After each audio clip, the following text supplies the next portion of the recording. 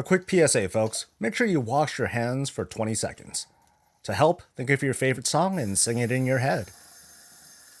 Dolly and Dot are my best friends. They pull my wagon through dunes of sand. They have small teeth and they love to eat.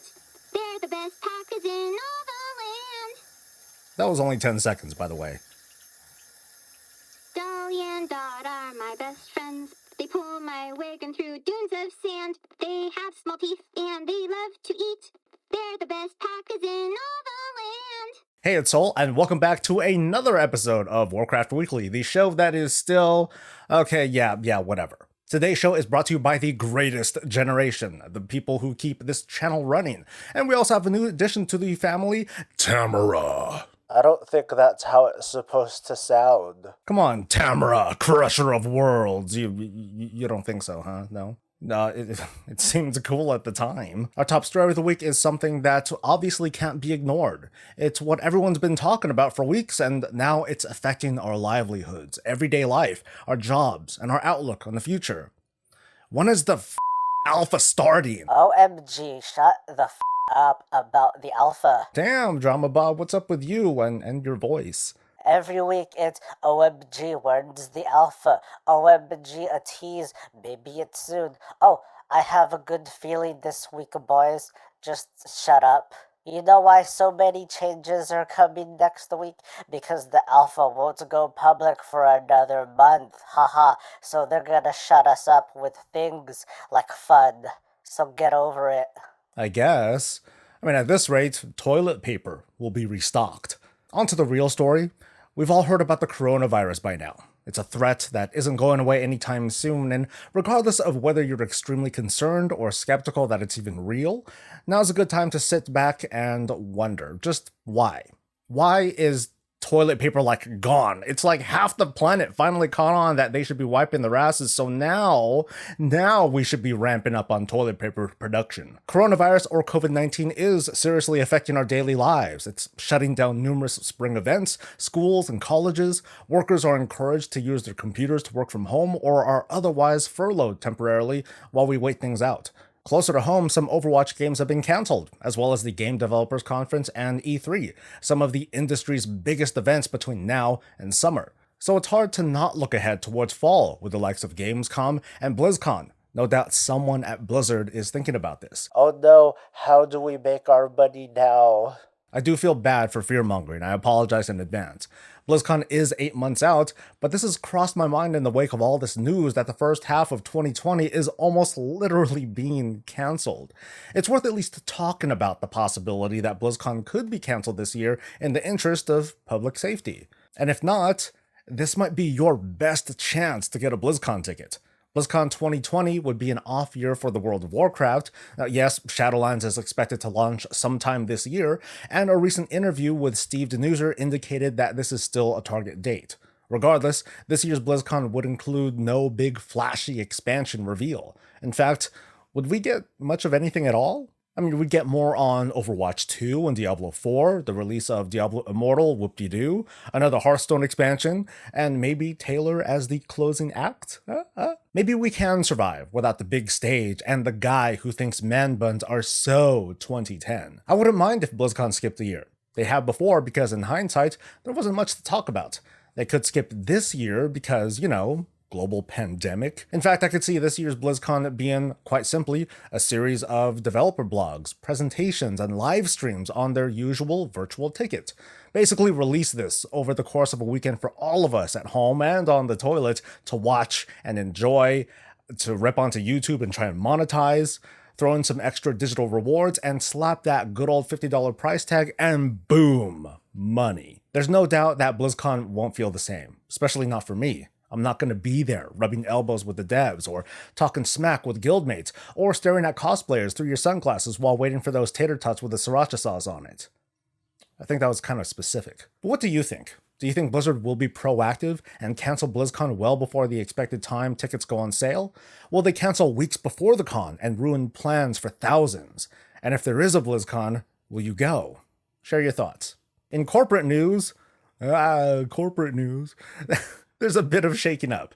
One of the top executives from Google, and a man who must have tried doing Prince cosplay at least once, Daniel Allegra, has been chosen to be a replacement chief operating officer. Normally, I wouldn't care about this sort of stuff. I mean, this is Activision Blizzard, the holding company for Blizzard Entertainment, so I'm not counting on this human to bring us Classic Plus, not even remove Retribution aura. What is interesting is that there's a new COO in town, and the COO typically takes the load off of the CEO, in this case, billionaire Bobby Kotick. Meanwhile, the old COO will be a special advisor to Kotick, and ultimately, we probably won't see the results of this shift for a while, but there is the possibility that Kotick himself may soon retire.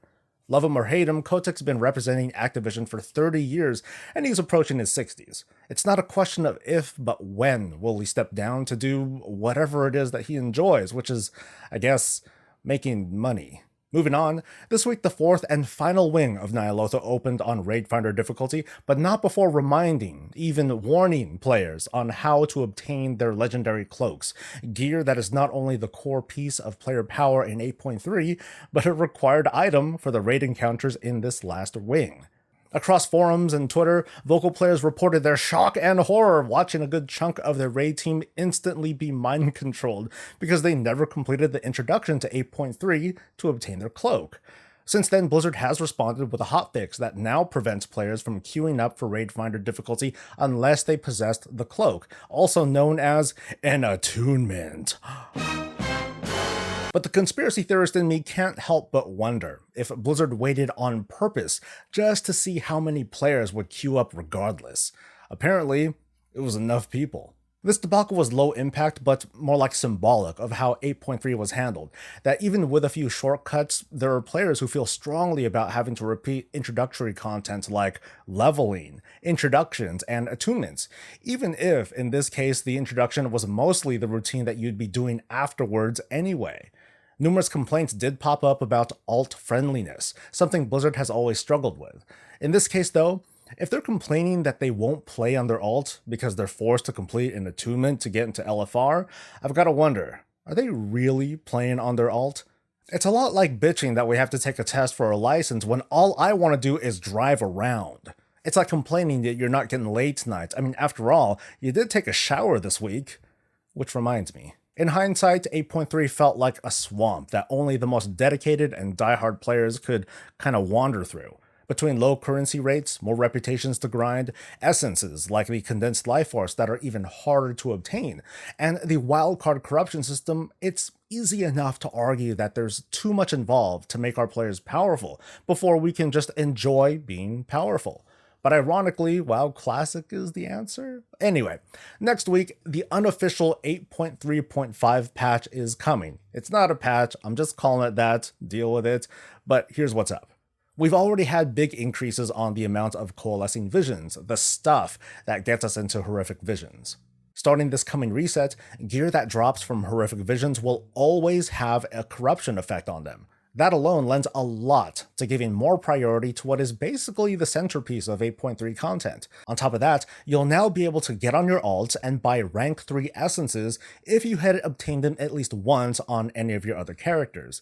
Who do you buy them from? Your mom.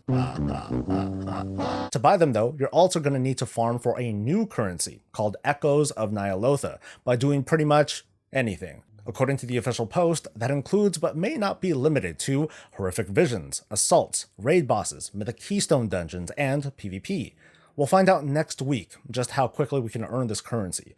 My guess is that it's going to feel similar to obtaining Legion legendaries late in that expansion with the whole Awakening Essence thing. Obviously, the value of this new currency depends on the essence that you're trying to farm. You probably don't want to spend Echoes getting the rank 3 Crucible of Flame, but for others like the Blood of the Enemy, Condensed Life Force, or the 8.3 Essences, there's a strategy, there's some thought in what you should work towards sooner rather than later. So account-wide essences, not quite. We get a compromise. Nobody's really happy. That's a compromise. All that's happened is that unlocking a rank 3 essence once opens up paths for your other characters. The grind has moved to something far less restricted, which in my observations and criticism has been the greater offender than the grind itself. let's circle back to that thing about corrupted gear coming from visions. This is another one of those things that maybe should have always been a thing since the start of the patch, but I actually find this to be a calculated move that Blizzard's making. Maybe with the last Raid Finder wing opening up this week, and next week we start getting rank 15 on our cloaks, they're just opening the floodgates. But consider a person who can 5-mask a vision right now. That's going to mean, starting next week, those players will always get a piece of 470 corrupted gear after 5-masking a vision. And then, for every key that they have, they can then complete a lower ranked vision and get a 465, a 460, a 455, all corrupted, and so on and so forth. Basically, every key that we have means more corrupted gear, which makes this a massive, massive buff for people who are dedicated to running visions, aka me. Imagine the salt if this was a thing at the start of the patch. That's not a door that Blizzard likes to close, they prefer easing things up over time instead, and so here we are. Which reminds me, did you know that I'm making vision guides for characters that I have almost no idea how to use?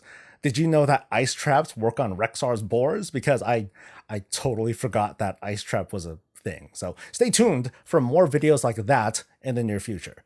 We can say with some confidence that these changes are in response to our feedback, our constant pounding at the walls until they came crumbling down, voting with our wallets, or etc. But I know the truth. The real reason why next week is a week where accessibility opens up and players will be teased to come back in. You know what it is? Animal Crossing for the Switch is coming next week. Bam! Every time, man. A big move on Blizzard's part is close to some other big anticipated release. Those terrorists, them. But that about wraps things up for the week. I don't know if it's my place as just a WoW gamer, some dude that runs a YouTube channel, but I'm going to share my thoughts. The whole world is entering this period of instability and volatility at a scale that we might not quite understand yet. It's not a Horde or Alliance thing. It's not America's realms versus EU realms versus China. Fingers might be being pointed, but the world is being united under a unique crisis. I'm going to keep doing what I'm doing, talking Warcraft and games and other nonsense. So if you want to escape the 3D world for a few minutes, drop by and visit. As always, don't forget to like this video if you enjoyed yourself and join me on social media or on Twitch or as a patron. Thanks for coming, everyone, and we will see you for the unofficial 8.3.5 launch next week. Until then, stay safe, stay healthy, and stay breezy.